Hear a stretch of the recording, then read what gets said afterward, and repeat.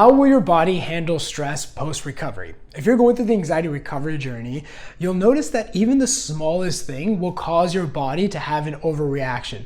You'll have the smallest stressor, things that you can handle that were so effortless at one point. Now all of a sudden, your body will create intense physical symptoms. You'll start getting intense intrusive thoughts. You might even be getting panic attacks from the smallest things, and you might be wondering, is this gonna be my life forever? Am I always gonna be someone that's relying on somebody? Am I always gonna be someone that can't handle stress?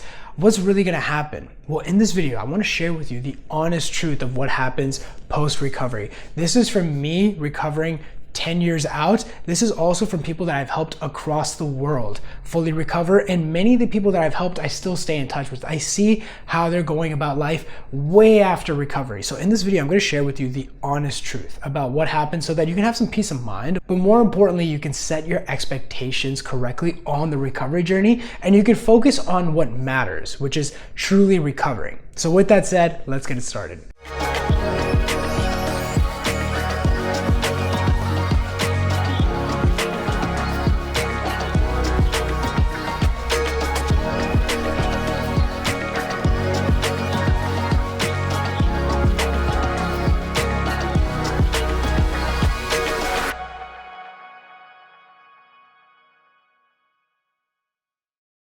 So before we get started, if you really want to know the steps to overcoming these symptoms, to really what we call desensitize your nervous system so that you don't have to rely on coping crutches, managing tricks, you can actually focus on overcoming these symptoms. If you really want to know that, I'd highly recommend checking out the Desensitization Blueprint. It really breaks down the mechanics of anxiety, but how to fully overcome these symptoms. In this video in particular, I'm going to just be addressing the fundamental question a lot of people have, which is, how is my life going to be post-recovery? I'm not really going to get down into the mechanics of recovery, but if you really want to know that, I highly recommend checking that out. There's also a bunch of other free resources down below. There's a free ebook. We have a Facebook group where I'm putting out exclusive content on there. There's obviously a bunch of recovery stories where you can hear other people talk about this. And there's just a lot of things to help you on your journey. But in this video, I really want to break down, how will your body respond post-recovery? How does it look? Is it going to be something where your body becomes more resilient again? Is it going to be something where you can go back to living, where your body's going to be able to handle the stress? Or are you always going to get triggered? Are you always going to have situations where, your body's going to overreact and you're always going to be worried about, am I going to fall back in? Is this always something where I'm always going to have to lower my stressors because my body just can't handle it? And I want you to understand that this concern that you have is totally valid. For me, even going to work was difficult. Having the most basic things almost seemed impossible for me. Like going to work, having my own apartment, living independently, these things really did seem like a monumental task for me. I was agoraphobic. I could not leave my house. I felt like I was this carefree, free-spirited guy that could travel the world when I was in my young 20s. And then the second I fell into the cycle, even if I quote unquote got better, how would I handle stress moving forward? And so if you're really having this concern, I want to tell you just from my own experience and also helping people overcome what it's truly like. I recovered over 10 years ago. And the truth of the matter is that once you truly recover, your body's actually going to be handling stress even better than it was before. I know it sounds almost too good to be true, and you might feel like you're broken right now and you feel like your body is very sensitive, and it is. But as you go through the recovery journey, what happens is you rebuild your nervous system. You really are able to develop productive mindsets, and you're really able to let go of unproductive thinking habits when you're going on the recovery journey. Basically, you become a better version of yourself. You're still the same person, right? I was still the same Shaan. I'm still right now the same Shaan who fell into the cycle, and I'm still the same Shaan who was the normal Shaan before he fell into the anxiety cycle. The only difference is that I've learned from my experience, I've learned the mechanics of anxiety, I've learned how to desensitize my nervous system, and I've really used these experiences as a way to become stronger and more resilient. In the mentorship, we call this core confidence. Now, core confidence means that if you look at regular confidence, confidence is sometimes situational. If you go to a situation where you're comfortable, you'll naturally be more confident. But if you put yourself in a different situation, a situation where you're unfamiliar, you might not have the same confidence level.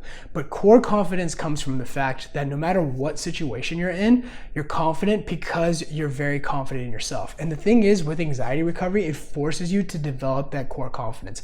As you go through the recovery journey, Different things are going to happen internally within the anxiety realm, but also outside. You might have external stressors. You might have something else pop up, and you might be thinking that this is something I'm never going to be able to get out of. It seems like no matter what I do to try to overcome this, something else comes in and almost derails my recovery journey. But the truth is, these are all opportunities. The biggest thing to understand in the anxiety recovery journey is that the anxiety recovery journey really is in your hands. And the biggest key when it comes to anxiety recovery is how you respond to stressors. See, typically when you experience a physical symptom like palpitations, dizziness, nausea, if you're getting brain fog, if you're getting derealization, depersonalization, if you're getting scary, intrusive thoughts, you're used to avoiding it, you're used to running away.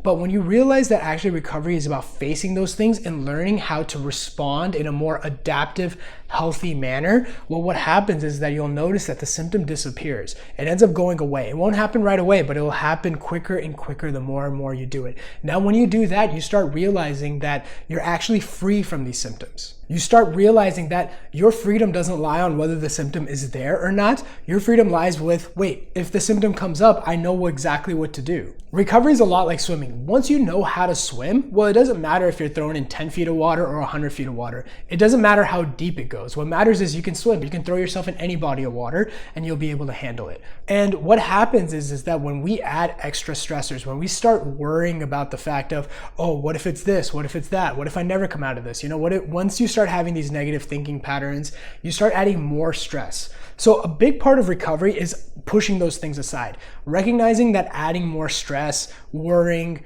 throwing fear into the situation, catastrophizing, these things make it worse. So eliminating that so that your body gets a chance to finally heal. It can't heal if you keep throwing things like, what if I don't come out of this? What if it's this? What if the doctor missed something, right? Your body just won't have a chance to heal because it's saying, look, Shaan feels like there's something wrong. We want to heal, but this is more of a priority. So that's the first element of recovery. But then there's a second part of recovery that a lot of people don't talk about, which is a lot of recovery is building your resilience. It's no different than you going to the gym and building muscle. When you go to the gym, the 10-pound dumbbell is going to seem really heavy. But your idea of getting stronger isn't to rest and not touch the dumbbells. Now you can pick up 25 pounds. Now you can pick up 50 pounds. Recovery is a lot like that. It's not just about using the dumbbell, it's about using it correctly, right? Having proper form, and the form would be responding to your symptoms correctly. Because if you're not going to respond to your symptoms correctly, and if you're going to panic, if you're going to catastrophize, then it's better for you just not to even pick up the dumbbell because you'll injure yourself. But once you start having proper form, once you start responding well, now it's about building your resilience. And this is the key for your body to become stronger so that it can handle stressors in the future, right? What happens is that the 10-pound dumbbell seems heavy. For you, that might be going to the grocery store, going back to living, getting back a job. But then what happens is your nervous system will get stronger, it'll be able to adapt, and then you can handle more and more stressors. Eventually, what you will find if you do this correctly is you will be able to handle stressor better than most people that didn't even fall into the anxiety cycle.